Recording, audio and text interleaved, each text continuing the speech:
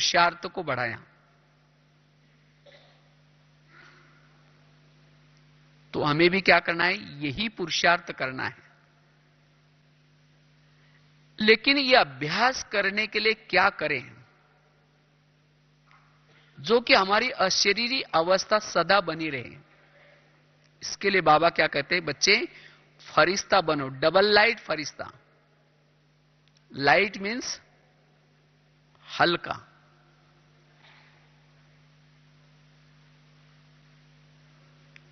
तो हम भारी क्यों बन जाते हैं? फरिश्ता बनने के बजाय भारी क्यों बन जाते हैं? जिसके मन के संकल्प ज्यादा चलते हैं, निगेटिव चलते हैं, तब हम भारी बनते हैं। इसलिए डबल लाइट रहना है। तो डबल लाइट रहने के लिए हम क्या पुरुषार्थ करें? जीवन में जो भी विघन या समस्या आते, इन विघन और समस्या के कारण हम क्या बन जाते हैं? भारी बन जाते हैं। तो इसलिए फरिश्ता बनने के लिए हमें क्या करना है? विघन और समस्या में हल्के रहना है। तो विघन और समस्या में हम हल्के कैसे बने? इसके लिए चाहिए कर्मों का ज्ञान। आज भारी बनने के कई कारण हैं। हर एक के जीवन के अलग अलग कारण हैं। समझो कोई माता जी है, वो भारी बनती है। क्यों? क्योंकि उसका पति उसको तंग करता है, और इसीलिए जब घर में गए, उसका व्यवहार, उसकी बातें देख देख करके वो भारी बन रहे। सेंटर में मुरली सुनी, और मुरली सुनते समय सोचा कि आज तो मौन में रहेंगे, आज बहुत अच्छा फरिश्ता स्थिति में रहेंगे, आज हल्के रहेंगे, किसी का परिचिंतन नहीं करेंगे। बहुत प्लान बना करके गई, लेकिन घर में जाने के बाद पति ने कुछ ऐसी बात बोली, उसके विचार चलने लगे। क्यों बोला? मेरे को ऐसा क्यों बोला? तो बार बार विचार करने से वो क्या बनी? भारी बनी। तो इसीलिए हमें क्या करना है? अगर जीवन में कोई भी विघन आए या समस्या आए, उस समस्या और विघन में कैसे रहे? हल्के रहे। तब जाकर के क्या बन सकेंगे? फरिश्ता बन सकेंगे। समझो कोई माता जी है, उसका अपना पति तंग करता है, किसी को सास तंग करती है, किसी को अपने ही बच्चे तंग करते हैं, किसी को जिस ऑफिस में काम करते हैं वो व्यक्ति ही तंग करता है। इसी तरह समस्या के कारण हम भारी बनते हैं।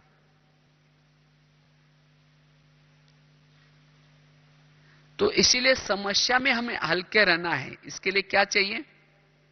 कर्मों का ज्ञान। वास्तव में बाबा का बनने के बाद ऐसे नहीं सोचना है कि समस्या आएंगी नहीं। समस्या आएंगी, लेकिन बाबा का बनने के बाद जिसने इस कर्म गति को समझा है, जिन्होंने ड्रामा को अच्छी तरह समझा है, जिन्होंने हर एक के पार्ट को समझा है, वो अपने स्वभाव में, संस्कारों में, संबंध में कैसा रहेगा? हल्का रहेगा। अगर मैं स्वभाव या संस्कार में हल्का नहीं बनता,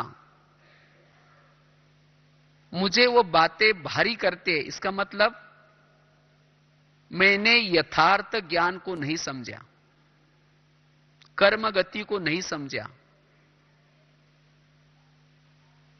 इसलिए हमें कर्म गति को यथार्थ समझना है। चलो 2 मिनट।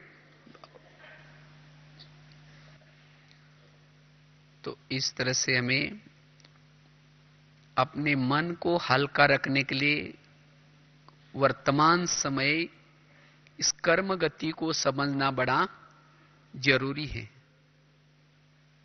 बाबा ने इस वर्ष में हमें होमवर्क दिया था, अपने व्यर्थ संकल्प को क्या करो, फुल स्टॉप लगाओ।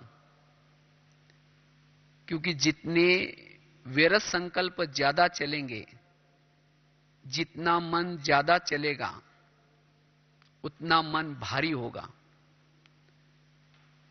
और जिसका मन भारी है, भारी मन वाला ऊपर उड़ नहीं सकता, फरिश्ता नहीं बन सकता। इसीलिए कोई भी विघ्न और समस्या में हमें संकल्प को नहीं चलाना है। एक तो लोहे का मन लेकर के ऊपर फेंको, लोहे का मन ऊपर जाएगा? लोहे का मन भारी है, एक मन दो मन जो वजन करते हैं, अगर उसको फेंकेंगे ऊपर जाएगा कैसा? इसी तरह अगर हम अपने मन को मन बनाते हैं, भारी बनाते हैं, तो भारी मन ऊपर कैसा उड़ेगा?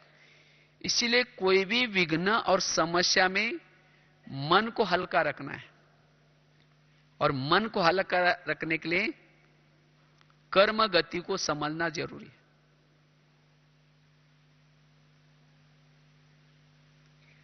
आज कईयों का मन भारी क्यों होता है? किसी को देखते ही लगता है कि ये मेरा चुगली करते हैं, इन्होंने मेरी कंप्लेन की है, इन्होंने मेरे साथ गलत व्यवहार किया है। बीती हुई बातों को याद करते उस व्यक्ति के प्रति हम अशुभ चिंतक बनते हैं, उसका परचिंतन करते हैं और मन को क्या बनाते हैं? भारी बनाते हैं। अगर किसी के प्रति आपने ऐसी वृत्ति बनाई है कि ये तो मेरे लिए ऐसे ही करते हैं, उसके प्रति दृष्टिकोण ऐसा बनाया है, तो आप फरिश्ता नहीं बन सकेंगे। इसीलिए फरिश्ता बनने के लिए बीती हुई बातों को भूल जाओ, उसने किए हुए व्यवहार को भूल जाओ। तो कैसे भूले? हम कहते हैं कि इसने तो मेरे साथ ऐसा ऐसा किया है, मैं कैसा भूल सकता हूं? और उसके लिए नेगेटिव वृत्ति बनाई है। तो जब तक उस व्यक्ति के प्रति हम पॉजिटिव वृत्ति नहीं बनाएंगे, शुभ चिंतक नहीं बनेंगे, तब तक फरिश्ता नहीं बन सकेंगे। और जो फरिश्ता नहीं है वो अशरीरी नहीं बन सकता।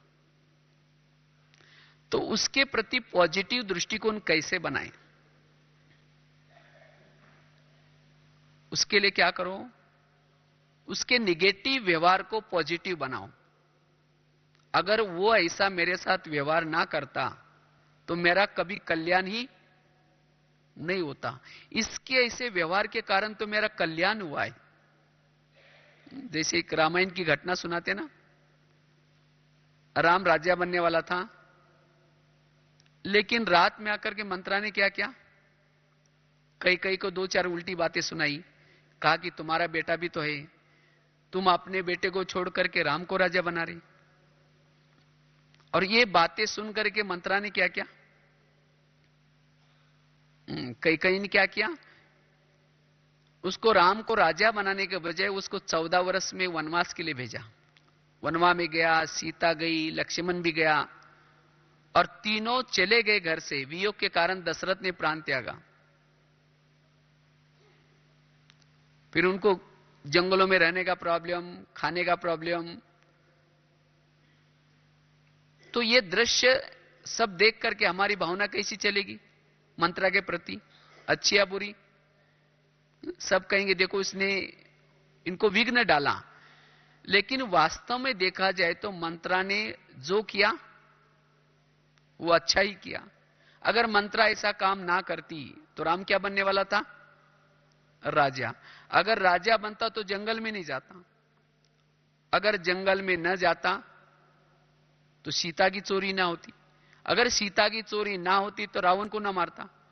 अगर रावण को ना मारता तो राम की महिमा कैसी होती? तो राम को महिमा योग्य किसने बनाया? मंत्रा ने। तो यह है उस विज्ञान का दृष्टिकोण पॉजिटिव। इसी तरह आज हर एक के पास भी ड्रामानुसार एक दो मंत्राएं होती है, अर्थात ऐसी तंग करने वाली व्यक्ति होती है। लेकिन क्यों? हमें अपने जीवन में वैराग दिलाने के लिए। तो इसीलिए बाबा कहते बच्चे, उस व्यक्ति के प्रति अपना दृष्टिकोण क्या बना दो, पॉजिटिव। इसीलिए गीता का सार क्या है, जो हुआ अच्छा हुआ, जो हो रहा है और जो होगा वो भी। तो जब तक हमारा ये दृष्टिकोण नहीं बनेगा तब तक हम हल्के नहीं बन सकेंगे। आज राम के जीवन में मंत्रा ना आती तो हनुमान, अंगद, ऋषि मुनि इतने मिलते। तो इसी तरह आज हमारे जीवन में भी जो जो मंत्रा आई, अर्थात जिन लोगों ने हमारे साथ ऐसा व्यवहार किया, उन सब के कारण तो इतना अच्छा बाबा मिला, इतना अच्छा परिवार मिला, इतना अच्छा ज्ञान मिला, संग मिला। इसलिए कभी एकांत में बैठ करके ऐसी आत्मा को धन्यवाद दो। कहो कि अगले कल्प में अभी आप कभी ना भूलना, हमें तंग करने के लिए जरूर आना। तो कैसा दृष्टिकोण बनेगा उसके प्रति, सकारात्मक। और तब जाकर के हम कैसे रह सकेंगे, उस व्यक्ति के प्रति हल्का रह सकेंगे, उस व्यक्ति के प्रति शुभ चिंतक रह सकेंगे।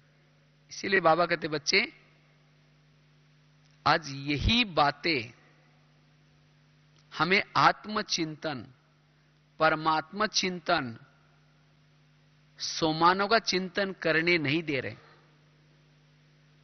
इसीलिए संबंधों में हल्का, संपर्क में हल्का, अपने संस्कारों में भी हल्का, स्वभाव में भी हल्का। और वही क्या बनेगा, फरिश्ता। बाबा ने कहा ना, फरिश्ता बनने के लिए दो बातें विघ्न रूप में आती हैं। एक है देह भान और दूसरा है देह अभिमान। तो देह भान अर्थात